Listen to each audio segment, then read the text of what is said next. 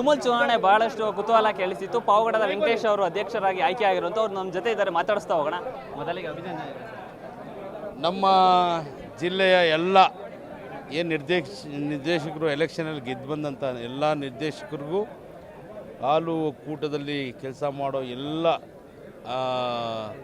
ಒಕ್ಕೂಟದ ಸಿಬ್ಬಂದಿಗೂ, ನಮ್ಮ ಜಿಲ್ಲೆಯ ಎಲ್ಲ ನಮ್ಮ ಪಕ್ಷದ ಮುಖಂಡರುಗಳಿಗೂ, ಮುಖ್ಯವಾಗಿ ಗೃಹ ಸಚಿವರಾದಂಥ ಪರಮೇಶ್ವರ್ ಸಾಹೇಬರು, ನನ್ನ ತಂದೆ ಸಮಾನರಾದಂಥ ಸಹಕಾರ ಸಚಿವರಾದಂಥ ರಾಜಣ್ಣ ಸಾಹೇಬರಿಗೆ ನಾನು ಅಭಿನಂದನೆಗಳನ್ನು ಸಲ್ಲಿಸ್ತೇನೆ.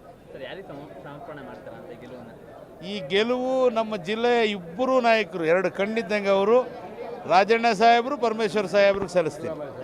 ಮುಂದಿನ ನಡೆ ಯಾವ ಥರ ಇರುತ್ತೆ? ಏನೆಲ್ಲ ಅಭಿವೃದ್ಧಿ ಕಾರ್ಯಕ್ರಮ? ಅಭಿವೃದ್ಧಿಗೆ ಅದೇ ಹೇಳಿದ್ನಲ್ಲ, ಮುಂದೆ 2-3 ದಿವಸದಲ್ಲಿ ಒಂದು ಮೀಟಿಂಗ್ ಮಾಡಿ ತದನಂತರ ಎಲ್ಲ ಮಾಹಿತಿ ಪಡೆದು ಹೆಚ್ಚಿನದಾಗಿ ರೈತರಿಗೆ ಅನುಕೂಲ ಆಗೋ ಥರ ಒಳ್ಳೆ ಕೆಲಸ ಮಾಡಬೇಕಂತ ನಿರ್ಧಾರ ಮಾಡ್ಕೊಂಡು ಬಂದಿದ್ದೀನಿ.